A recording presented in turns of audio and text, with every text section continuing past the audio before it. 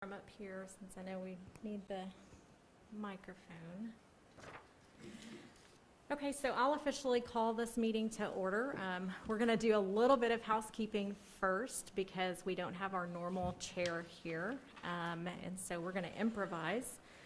The first item of business is the approval of the minutes from the August 18th meeting, and so I believe that those were sent out to you all. And does anybody have any corrections, adjustments? Anything on those? I read them, but I wasn't here, so I don't know if they're right or not. Okay. Is there a motion to accept them? I move that we Okay, accept them. second. Okay, all those in favor, say aye. Aye. Opposed? Okay, so the meeting minutes from the 18th are approved. So that I can turn this meeting over to someone else, we'll do another little bit of housekeeping. So in our bylaws, we are supposed to have a vice chair, and when our chair is not here, the vice chair would lead the meeting. And so Dr. Hawley has been holding the chair position for as long as I can remember. And I've been with the health department for a pretty long time. And so today is the first meeting that he has not been able to attend. And so we started looking who was going to lead the meeting. And so we actually do not have a vice chair. So the four of you are going to be charged with electing a chair and a vice chair. And we can ask our esteemed attorney if we can elect someone, or you all can elect someone that is not present. I'm not sure how that works. Is that, want to advise us? Well, you certainly can. You know, the bylaws for this board just set out that a chair and a vice chair need to be officers, you know, just like most boards. And it doesn't set a time limit. It doesn't say that you rotate every year and elect every year. You know, typically most boards will elect first meeting of every year to re-elect their chair and vice chair, but you can nominate from the floor anybody you want to choose for chair, and nominate from the floor anybody you want to choose for vice chair. They don't necessarily have to be here, but typically be someone who's willing to serve. So. And feel free to nominate yourself. And I should also mention that Dr. Hawley has mentioned a couple of times that he is ready to relinquish the position, so it's not that we're ousting him or anything. He's certainly willing to participate, to continue to participate in the board, but he is ready to relinquish his chair position. Is that something we're to email to you, or is that something we're to bring up to the board today? Today, Okay. yeah. Okay. Crickets. I think we should nominate Jaime Correa for the vice chair position for sure. Okay. And feel free to say if you are in favor of that or not in favor of that. This is a discussion. Actually, in my case, I'm new in this position, I'm new in the city, so for me it's a little bit difficult to, I mean, if you are okay with me doing it, You'd be the vice chair, so you wouldn't yeah. just Have stand in of Dr. Hawley. What if Dr. Hawley would consider going one more round for us? He's been, You know, I just think in the state that everything is right now, I mean, it's making changes as, you know, I think it would be wise to keep him there maybe as we get through this pandemic, just for some consistency. That's my suggestion. any other thoughts from the board members? Just, I was thinking about James, but for the chair position, but because you've been on the board a few years, and I hesitate to take it on until I get done with the bond project. So, but that's what I was thinking. I will say that there is not any, there are not any duties other than coming to the meeting and leading the meeting, signing off on the meeting notes. It really is very minimal Yeah. work. And your attendance has been excellent. Well, thank you. Better than mine, apparently. So, So is that an official nomination? if he's willing to, if he'd be willing to serve, I'm willing to nominate James McCoy as our chairman. Do you have I'll any help. objections to that? No, I'll help. Okay. Any other ideas? Okay, so James McCoy has been nominated for chair and vice chair Jaime Correa. Is there a motion? Do we need a motion to do that? Need a second. Need a motion and second? For both of those together? You can do both together. Okay. Anybody want to? Motion that both nominations be considered. Any seconds? Second. Okay. All in favor, say aye. Aye. All opposed? Okay. Welcome to your new positions. Thank you very much. Yeah, thank you. What was it? You're gonna do a great job, Bill. And on behalf of Dr. Hawley, I feel confident that he would like to thank you as well for taking that over. He has done a great job. He has. He really has. He's been so helpful. Okay, so that out of the way, can I officially turn the meeting over to the chair? So you're basically just going to call for items. Okay, so our next item would be the update on the capacity for Annie, Dr. Drochenberg.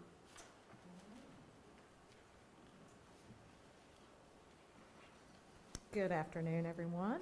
So the items that I'd like to kind of discuss are our hospital capacity situation within the COVID-19 pandemic, as well as our situation with our skilled nursing facilities and long-term acute care facilities, as well as some of the response that our schools are implementing in order to mitigate the spread. So we'll start with the hospital stuff. Currently, as of today, the state reports that there are 87 COVID cases inpatient currently. We were hovering around the 40s and 50s for a little while, steadily sort of moving up in a direction that was concerning to everyone. However, over the last week, it has moved up pretty harshly. And so we're now in the 80s and continuing to move up. As far as how that affects our staffed beds, the state reports in Taylor County, we've got 542 staffed inpatient beds that are full out of 809. And so that puts us at 67% capacity of our staffed hospital beds. But the more concerning situation is our ICU capacity. And so out of all of our staffed ICU beds, there are currently 2 available. So it's been hovering between 0 to 2 for a few weeks now. There has been, Hendrick had put in a STAR request to ask the state to help, because the beds are not the concern, it's the staff to staff those beds and the trained staff in order to do that. And so they put in a STAR request for additional staff. I believe their original request was for 90 additional staff, and they've received 60. So we are receiving some help from the state on that situation. But again, our ICU situation continues to be of most concern. So those are the things that are kind of affecting the way that we're actually being able to deliver health care in Taylor County, as far as what our hospital is able to do and not able to do. I understand that the security breach situation that Hendrick was also experiencing is also moving in the right direction. They're able to get some of those systems back up in the last couple of days. And so we're moving back away from having to use a paper system as they're, getting their system up and secured. And so some things are, improving, but that jump, that significant jump of inpatient beds that are being used by COVID patients is particularly concerning right now. So that's that situation. As far as our long-term acute care facilities and our skilled nursing facilities, we are continuing to have outbreaks. It is tough to know how and why that continues to happen, but that is of most concern because that affects our hospital situation very directly Those patients who are in those facilities are our highest risk patients. Most of them are in the age group that are our highest risk and have, multiple comorbidities that would either send them to the hospital or put them on a ventilator or affect their mortality. And so, so those outbreaks directly affect all of those concerning numbers that we see. So we're just partnering with HHSC to constantly kind of monitor that situation and respond when we have outbreaks. There are the staff is being required to, now that we have, our positivity rate has been hovering well above 10% for several weeks in a row, that they're required to test all of their staff twice within a 7-day period. So they're doing a lot of routine screening of their staff, and that's most of the time how the outbreaks are actually found. And so once we find 1, 2, positives, more testing is usually done of the residents then, and then that's how we find it. So one of the ways that we were working to partner with the Chamber of Commerce in order to respond to that situation is to help provide, number one, a little moral support for our nursing home staff, which morale, as you can imagine, is very low at this point. If you've had a COVID test, you can imagine having to have one twice a week, no matter what you do, no matter if there's an outbreak or not. Number one, that's difficult. The residents are isolated. They're isolated at work. They're constantly being vigilant, constant vigilance, and yet there's still outbreaks.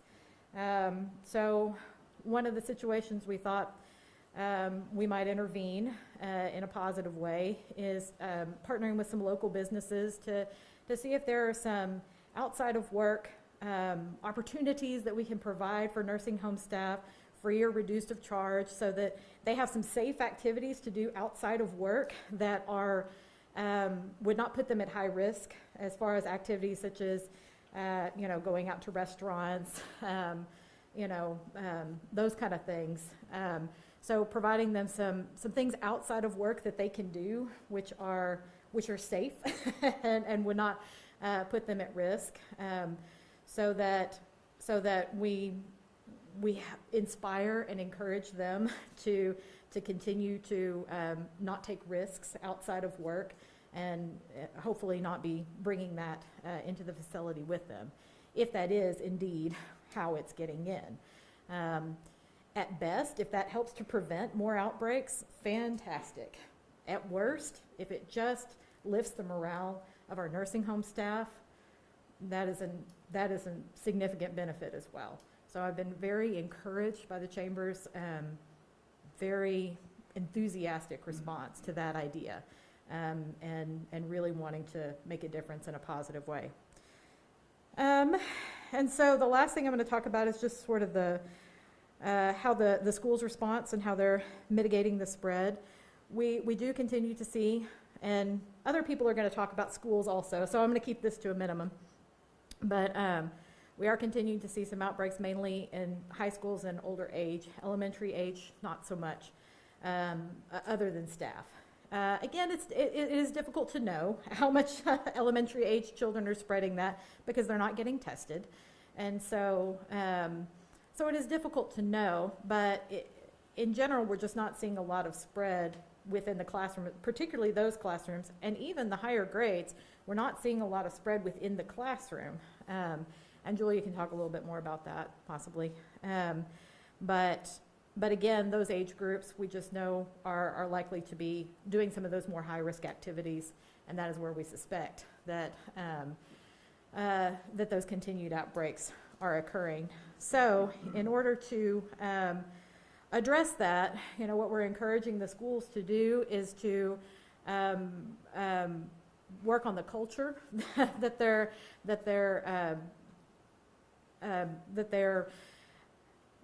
putting forth, to those students, and say, really the goal here was education, having in-person education. We found that to be superior. the extracurriculars are important too. They're important for our mental health. They're important for all of those things. But let's be very, very careful. If we're going to continue extracurricular activities, let's be very careful with those and make sure that those are safe, particularly any indoor activities. And I would support any school at this point, high school at least, to say that extracurriculars at this time are not a good idea. However, if they want to continue those on, then we're providing some support on the ways that they can continue those extracurricular activities in safe ways, such as no concession stands, limiting people in indoor venues, those type of things. So we continue to keep a call with the schools once a week with the administrators and school nurses, just to get some of updates on what they're seeing and to be able to answer any questions. We also continue a call with all the long-term acute care facilities and the skilled nursing facilities to just continue to provide support for them. I wanted to ask you a question. Has Yes. there been any contact with our local media relative to the possibilities of starting to do some PSAs on the TV stations about reminding people to stay safe? And I was talking to the mayor a couple of weeks ago about this, and I suggested that we look to a population of our local business people who have been some of our hardest hit, which have been bar owners, and they might be very motivated to be willing to participate in doing some PSAs to try to encourage the population to please exercise safety and the specific things that we know contribute to helping us be safe. And it just seems to me that that really demonstrates a community involvement Exactly. with the media and with businesses. And the other thing I would say is that I certainly applaud the idea of what's going on in the nursing homes and the idea of the staff. Our school teachers, my wife is one, and she's a teacher at Martinez, and my son is a counselor for Winters ISD, and they have been really hard hit, not as much with the disease, but the result of what they're having to do and the pressures being put on them relative to dealing with this disease and trying to educate children within the confines of what they're, all of the protocols. And so there's many opportunities for service here, but I just was curious, so specifically though, about if we have considered any kind of PSAs with the media, because I really think that's going to be a key thing, is just keeping it before the population about the need for the masks and the need for sanitation, sanitizing. And Lowe's has stopped sanitizing stuff. They've stopped providing sanitizer unless you're willing to buy it. I questioned this, and when I went into that store, and we were told that it was a corporate decision, a national corporate decision. I don't know if you've heard any of that or not. I was a little stunned by that, but I had a gentleman call me yesterday and said that he found the same thing. So we have that going on in the community as well. Our businesses many of our big businesses have gotten weary of all of that stuff, and then some of them have begun to pull back. Some businesses are doing great with it, like United. They're still staying on top of it and doing a great job with it. So I think we need to, as a community, be encouraging our businesses that are staying proactive with it. Right. And some of that can be done, I think, through some of these PSAs if we can get the media on board with it. Just an idea. Yeah, no, absolutely agreed. And for over a month, we've kind of been dressing, how to kind of get some of those messages out. And we did a PSA, I don't know, a couple of weeks ago maybe, where I talked about particularly, individual decisions, because a lot of the cases that we're seeing are community spread, aka we don't actually know where this person picked it up. And so we know a lot of these personal responsibility things are key, and the whole community has to come together for this. Definitely address that, but also kind of gave the businesses the opportunity to do a I Got You Covered Abilene masking campaign, and those kind of, we've been going around to some of the businesses, taking pictures of them at their business masked, and helping them, it helps to promote their business, number one, but it also helps the community to know that, yes, we are all in this together. I've heard different things about sort of local businesses who feel like if they don't have a corporate policy that's telling them they have to mask or do these certain things, citizens feeling a little less safe in some of those local businesses. So if any local businesses are interested in letting the community know that they are a facility that is taking this very seriously, they are masking, then we have that opportunity to post their picture on Facebook and their business, and we're happy to encourage that. So. But yes, any other ideas that you have for media campaigns will. The chamber, the chamber you showed you on this other thing, getting businesses on board with us is, I think, another key thing that the chamber maybe could, and maybe they are helping with that, I don't know. Yeah. I will support that, and I'm talking from the experience and the commitment of the communities. We know all that, right? And I think that we need to pay attention to some things like the vaccine is already apparently is closed, and that can provide or give a sense of safety as well. So that may lead to relaxation in people being false safe situations. So we need to pay attention to that as well. Right. And those communications, I don't know how to concentrate that somehow. Is that through the chambers, through the media? We should think on how to concentrate that somehow and make it possible. The industry by itself getting together to identify those industries or clusters that are doing well, what are they doing, and then use that as an example to spread those actions.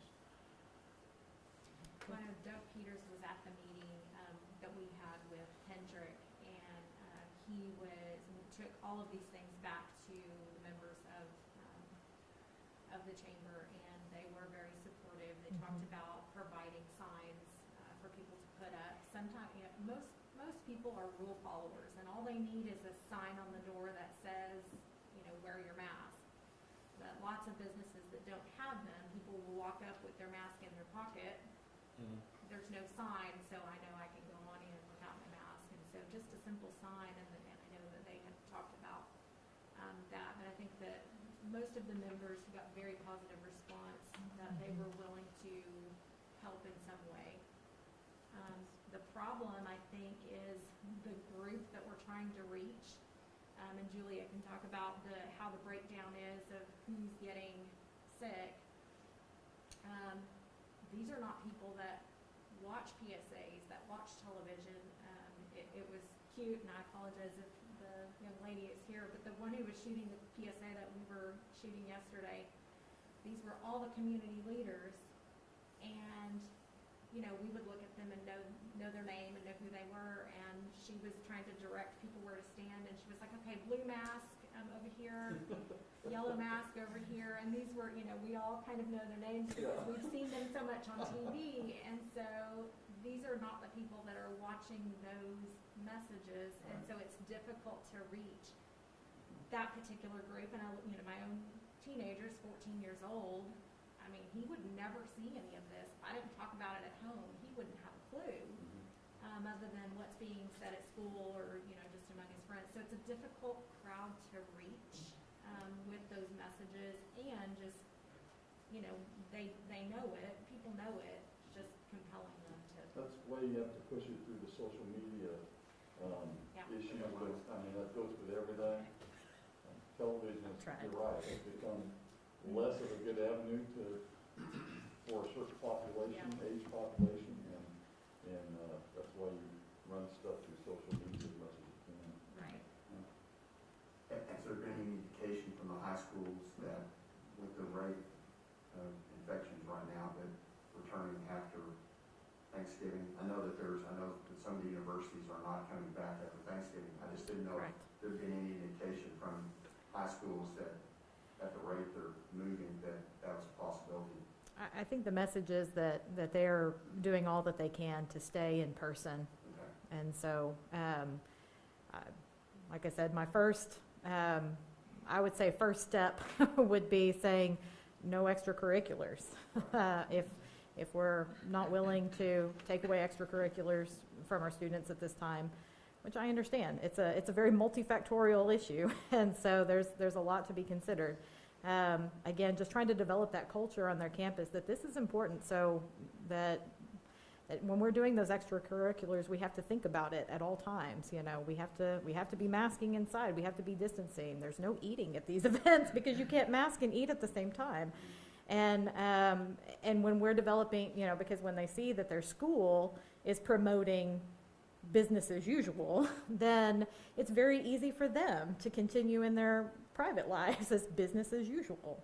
And so they rely on that school for their leadership. And so so that's, you know, kind of been our message to them is please try to develop that culture, you know, on your campus, because it carry, even though what students are doing outside of school and outside of those extracurricular activities that are school sponsored, what you do on your campus does impact the way that they conduct themselves outside of those things. So, so those are kind of the messages that we're having now. But to my knowledge, there are not plans to. There are plans to continue in-person school after Thanksgiving.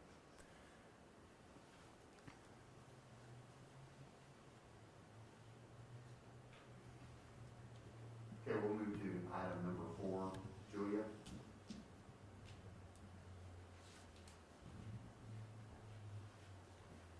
Hello, everyone. So for our admin group, I usually provide a Wednesday update just on demographics and some problem areas that we're finding. So that's what I'm going to go ahead and present to you all. I typically do a breakdown of the age groups, and I'm going to be doing this for the past 2 weeks. So through cases that were reported publicly from the 4th of November through today. So we continue to see most of the cases in the 20 to 29 age group. That accounted for 18% of the cases that have been reported over the past 2 weeks. It's kind of holding steady. Back in August, it was a lot larger a percentage of the groups, but now we're seeing it slowly starting to come down. For these past 2 weeks, some increases in percentages were the 60 through 69 age group and the 70 and over age group. So for these past 2 weeks, the 60 through 69 accounted for 13% of all cases, and the 70 and over age group accounted for 14% of all cases that were reported. And this is a 2% and 4% increase, respectively, from the last update that I had given our admin. In terms of our long-term care facilities, 15% of all cases that have been reported have been associated with long-term care facilities. So these are workers and residents. For our K through 12 group, about 14% of all cases have been associated with K through 12 schools. So these are also students as well as staff members. What percent was that? I'm sorry? K through 12, what percent? 14%. And then for higher ed, we saw that 4% of cases were associated with higher ed campuses, and they're usually almost exclusively just students. We have a very small percentage of professors that test positive on those campuses. Again, over the past few weeks, we've seen, especially with the higher ed, that percentage start to go down. And like Dr. D mentioned, I think a lot of that has to do with the work that they're doing with the culture.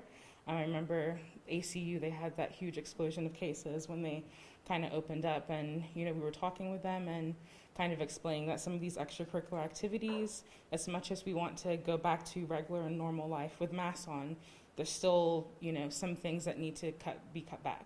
So I think at that time they had said that they were going to be meeting with each club organizer, and they'll discuss the way they hold meetings, what kind of activities they're going to be doing. So I think doing things like that and cutting back on like homecoming activities really helped. So I feel like that's one of the best examples I can give of,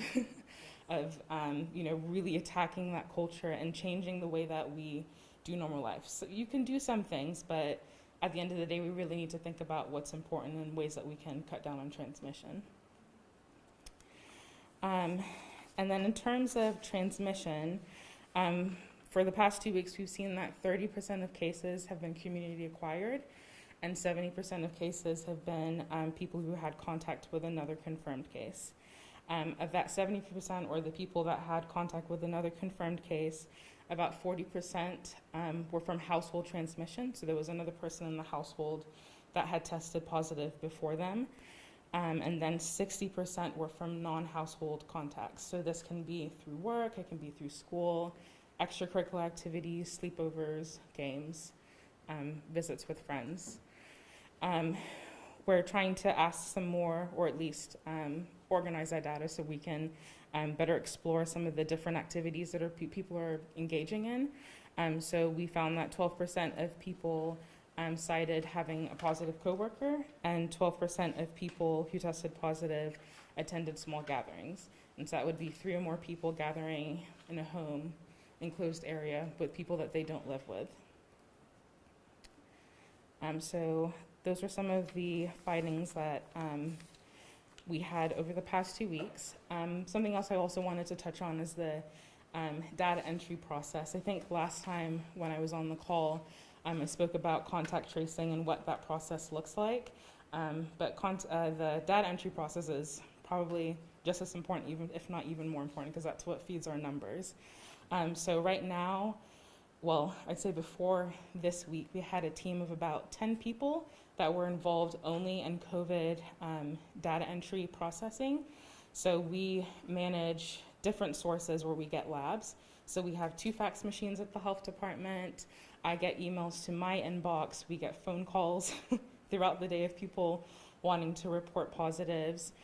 We have 2 electronic lab reporting systems. One that's been with us for years because we use that to report all reportable conditions, not just COVID. And then the Texas Health Trace system, which I think I spoke about last time, which was designed specifically for COVID reporting, both to the health department and to the state. So there's many different avenues in which we can receive positive lab results.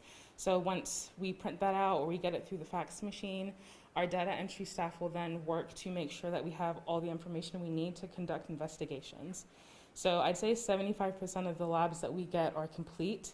It can go straight into the system after verifying that we don't already have that person and that they live in live in Taylor County. But there's another 25% where we have to track down phone numbers, we have to track down addresses, birth dates, things that are necessary for us to actually report it. There's some times where we have just a paper that says, Joe tested positive in Taylor County. Here's his parents' phone number. That's actually happened. So we have to, track down the necessary information to make sure that we can get it in the system. Sometimes that can take a couple days of calling many different facilities and the patient themselves.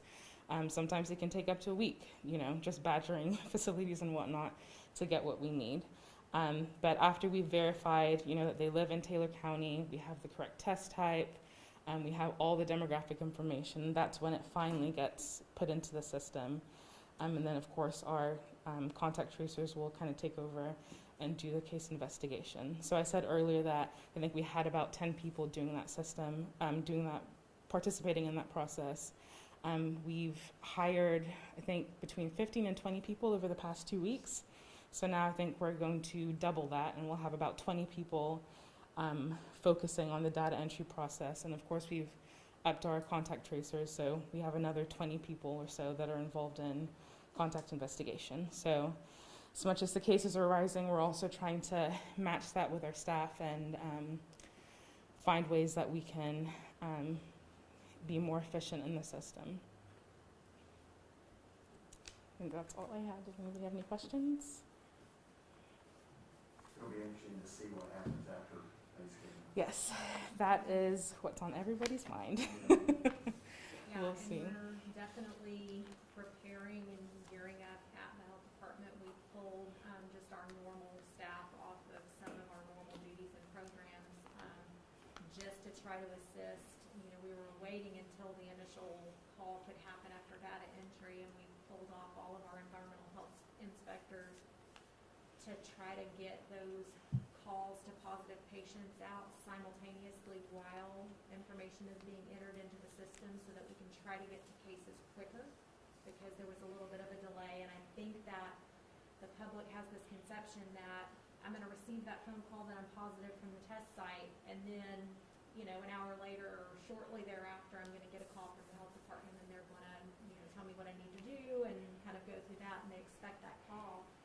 And what they don't realize is that sometimes there's a little bit of a delay. There's a delay in getting the report to us, but also a delay in getting all that information get put into the system, and then it gets distributed out. So we're trying to shorten that amount of time to get to those positive cases more quickly. And then we're also adding a piece where we're asking them to contact their own primary contacts and say, hey, all the people that you have been around, contact them and let them know it's recommended that they quarantine.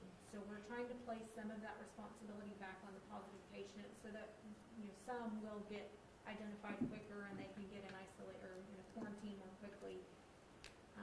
It may not work perfectly, but I think that it will help for those that are willing to do that. So just trying to think outside of the box for ways that we can respond a little more quickly with such a huge caseload. I have a question, probably not related with the tracing, but as a community, I'm saying the government, local actors, industry, and everything. Our decision right now is to face this through based on the commitment of the people, right, and the community. Is there any other action that we are, or a limit that we are waiting to happen to make additional actions, or is we're going to be facing this all the time with the just with the commitment? Do you mean as far as closures and Yes. other mandates and things?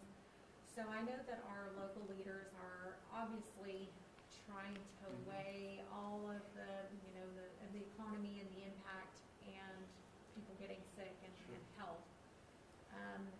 So aside from what the governor has mandated, where if we meet the threshold of the 15%, that's supposed to trigger a rollback of businesses going back to 50% rather than the 75%, things like that.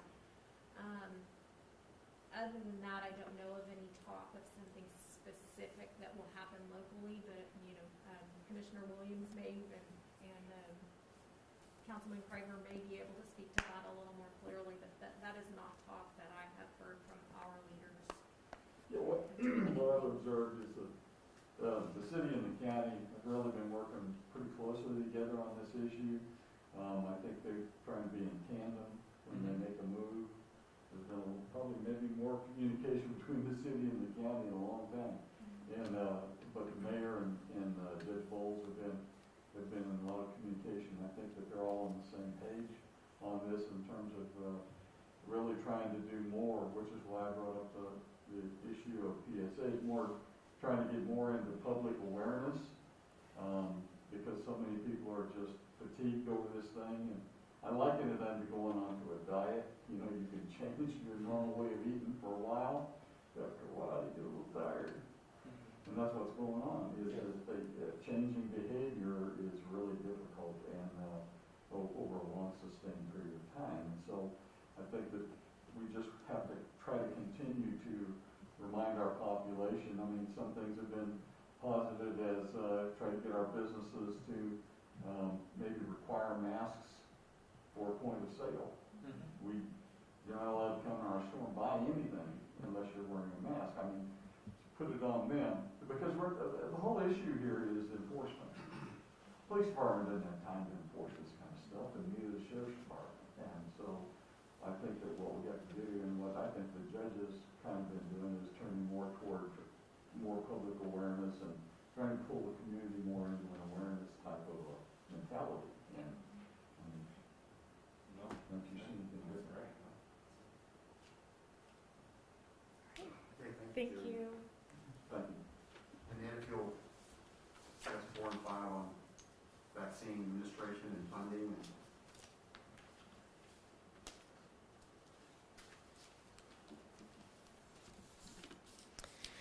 So I'll talk just a little bit about Operation Warp Speed. Of course, you all have been hearing a lot about the vaccine in the news lately, and everyone is very encouraged by the efficacy of the 2 vaccines that have been, some of their data has been released, over 90 and 94% effective for a couple of them, so we're very encouraged. But I wanted to just talk briefly about some of the things that we're doing locally at the health department to prepare and to partner with our community partners to make sure that we're ready as soon as the FDA gives that approval, that we're ready to hit the ground running. So we are having conversations with our DSHS state partners every week now. So we have a conference call, and they call it micro planning. So we are planning out, what operations we need to get in place, what we need to prepare for. There are right now over 100 vaccine candidates, and they've kind of narrowed it down to the top 4 at the state level that we're really focusing in on. So those are Pfizer, Moderna, Johnson & Johnson, and AstraZeneca are the 4. So with those, they focused in, they think that the Pfizer and the Moderna will be ready first. Those have completed over 50% of their trial participants. They have given them their second dose, and that's how they're able to give those initial findings with efficacy. So we've been doing a lot of planning with the Pfizer and the Moderna therapeutics. And this is, we're talking about the shipping requirements, the storage handling of them, and we are talking about the number of doses that we have to get out, depending on if it has to be ultra frozen, how long it's good at room temperature. So we're working through those kinds of micro details to plan what distribution looks like. The Pfizer vaccine is the only one that we're focusing in on that has to be ultra cold. And what that means is negative 70 degrees Celsius. And so we had prepared originally by buying additional freezers for sub-zero. We were prepared for sub-zero, but then Pfizer came out and said it was ultra cold. And so we learned that our sub-zero freezers would not work for that. So we have ordered an ultra cold freezer to accommodate the Pfizer vaccine, if that should be the one that we receive. So it is still on order. We're hoping to get that within the next 2 to 3 weeks.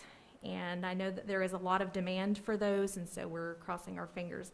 If we do not get that and we do receive the Pfizer vaccine, basically the minimum order is 975 doses. Comes in a little pizza box type delivery method with the little vials sitting down inside, and that is packed in dry ice. And so there are all these layers. They've got little tracking devices on them that measure their temperature, measures their, how long you leave the box open. And so we're basically preparing for if we don't get that freezer and we don't have the dry ice to continue to replenish that, you've got a plan for getting out 975 doses within a period of 5 days, because that's how long your vaccine is going to be good if you can't keep it at that ultra cold temperature.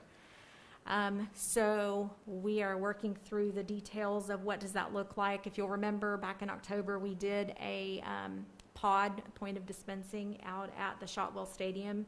We did it with our flu vaccine, but it was in preparation for being able to do a mass vaccination event to quickly run through as many people as we could for this type of scenario. So we feel pretty confident that we would be able to get out 975 doses within the 5-day period if that is what we have to do. Obviously, we'd rather have the freezer so it's not as much of a mad rush, but we are prepared in worst case scenario that we would be able to do that. Let's see. So one of the other things that will be key is these vaccines are not interchangeable. They all require a 2-dose. Actually, I think there's one in the top 4 that does not. It's a single dose. The Johnson & Johnson is a single dose. But the rest of them are 2 doses, and it either is a 21-day waiting period or a 28-day waiting period. So if they receive 1 dose of the Pfizer, that second dose must be the Pfizer. So they'll be receiving little cards that will tell them what dose they've been given, but of course, you can't rely on somebody to keep a piece of paper, so those will also be entered into the MTRAC system, the state's database for tracking immunizations, and so we will track it that way as well. So we need to make sure that we give the same person from the same type of vaccine. We have not yet been told if we'll be given 2 different kinds of vaccines or if we will be shipped just one. We've also been given very basic information. It's the same information that's been available to the public about who will be vaccinated first and who will be targeted.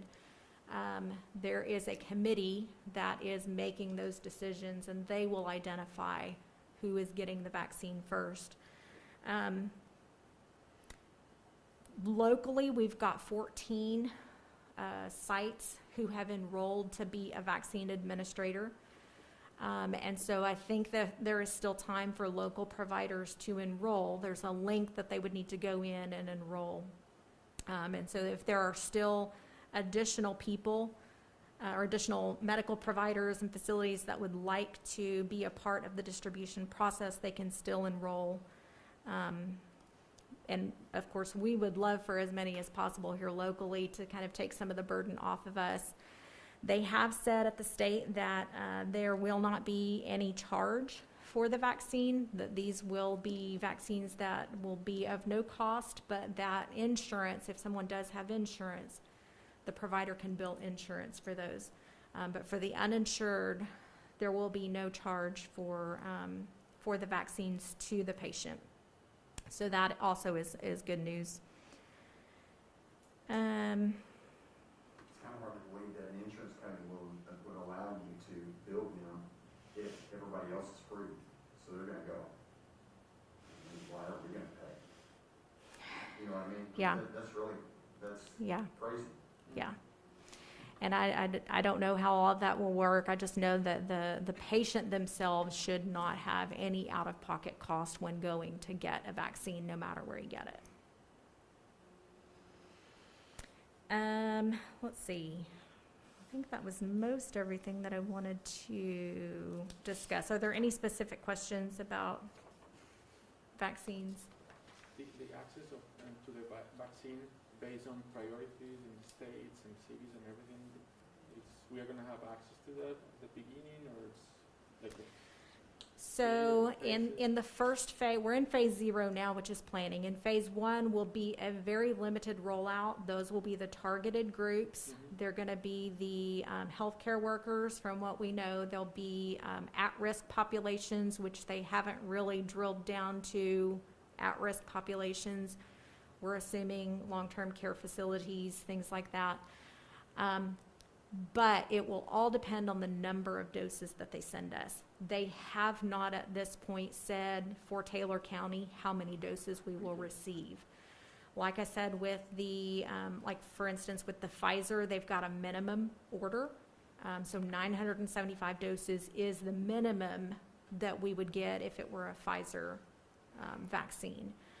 So other than that, we don't have the details yet, but of course it changes every time we get on a call with them. They've got new bits of information or something has changed, and so we're just still waiting to hear. But we are also working in partnership with some of our community partners to just identify all of the different pockets where they have access to at-risk populations so that we could quickly communicate with, if we were going to be able to pick groups of people or identify groups of people that need to be vaccinated in round 1, how would we quickly get messages out to them and organize that distribution? And so those are conversations that are going on now. We're working closely with our emergency managers to kind of identify those people. How do we communicate? How do you quickly get messages out to the people that you serve in your populations? And so that's part of the planning process for us.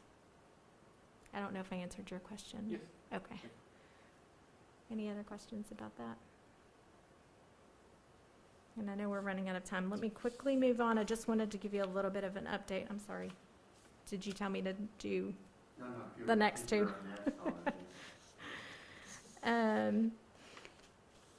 So I just wanted to give a very brief update on the public health funding.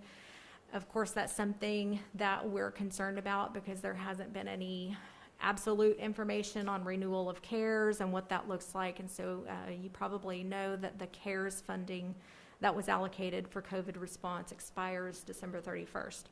So all of the people that Julia talked about that we've hired that are on COVID response, we are paying them out of CARES funding.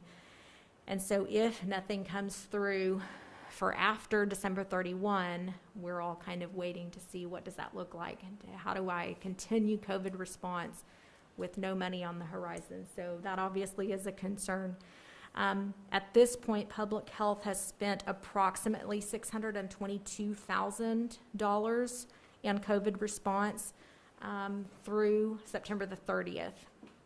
And then from October the 1st to the end of the year, 12/31, we have estimated that we will spend $1.479 million. So that is being allocated out of the CARES funding that the city of Abilene received. And we also received another little pocket of money, which I think was around $259,000 or $69,000 specifically from the state. And out of that, we have spent $195,729 through September the 30th. And I think we've got about $54,000 remaining in that. So we've got enough to last us for the end of the year, but as I said, we need that advocacy at the state and federal level to make sure that we've got additional funding after that so we can continue with COVID response. We don't have to pause or have, gap funding to try to fill in. And we have been told, although we haven't been told how much we're getting locally, there is $150 million earmarked for Texas for COVID vaccine distribution. So we know that we'll get some that will be specific to COVID vaccine distribution, just don't know the exact amount yet.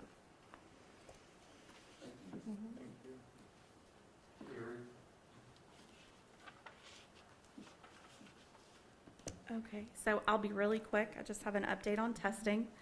At the health department, we're currently offering PCR nasal swabs only, and those are for uninsured and symptomatic individuals or pre-approved HHSC employees.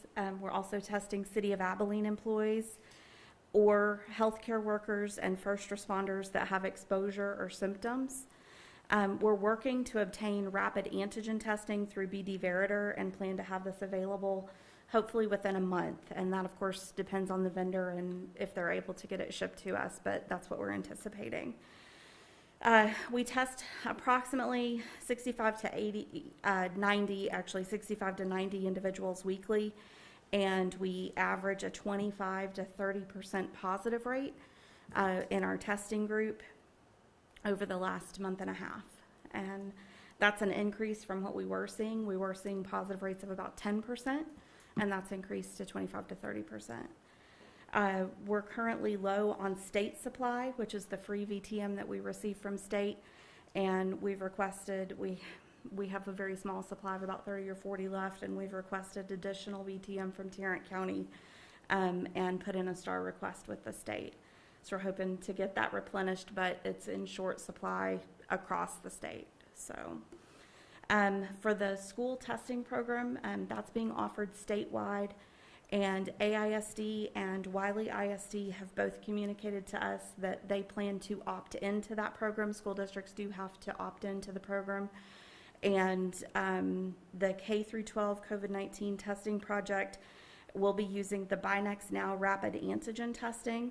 And we had an opportunity to go and meet with AISD, and they have said that they will be receiving 5,000 tests to start their program. That will not cover, of course, their entire body because they have 16,000 students and 2,000 staff. So they have a phase-in program where they will be testing symptomatic adults first. Their second level will be symptomatic students. Next, they will move to asymptomatic exposed adults, and then asymptomatic exposed students. And so that's kind of the program that they'll use to work through those 5,000 tests that they have. Once they've utilized 75% of their supply, the state will replenish that. And the reason that they're starting with adults, of course, is because they want to keep as many of their workforce there as they possibly can. But we're hoping that that will help mitigate the spread through the schools and help more of them stay in in-person learning. They're primarily going to utilize their clinical nursing staff, and we're going to partner with them to assist them with training and support as needed. So our staff is also taking that training, and the lab staff at the health department will be going in to help train their clinical staff. And they do have some non-clinical staff also that may have to fill in. So we'll be helping them with training and support as they gear up to initiate that program throughout the schools.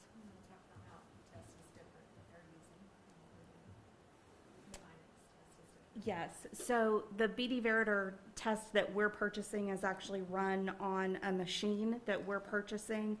So it's a little bit different. The rapid test that the schools are getting is a self-contained card. So they won't have any kind of machine or anything that they have to utilize. It's a self-contained test, much like a home pregnancy test. And they have controls and everything that they run on the card itself. So it's just a nasal swab, and they will run it on the card itself, and the test is just self-contained and will give the result within 15 minutes on that card. So, any questions about school testing or the testing that we do at the public health department? Just testing wise in general, is there any indication of how many people that come down, they know what the symptoms are, they come down with those symptoms and they go, I'm not getting tested? Is there any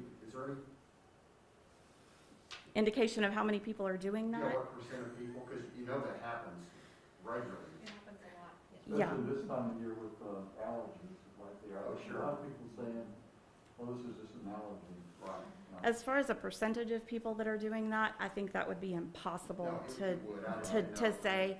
I think that there are a lot of people that are doing that, and we're hearing that a lot from the schools, especially feedback from the clinical staff at the schools. They're saying, well, this parent is refusing to have anybody in the home tested. Because that affects everybody. Because they don't want they don't want their child to be placed on quarantine. They don't want anybody in the home to be placed on quarantine. They don't want their child, isolated, kept out of school. And if they get a positive COVID result within the home, that they will be excluded from school. So there are people that are opting not to test, and it's happening in the workforce as well. So.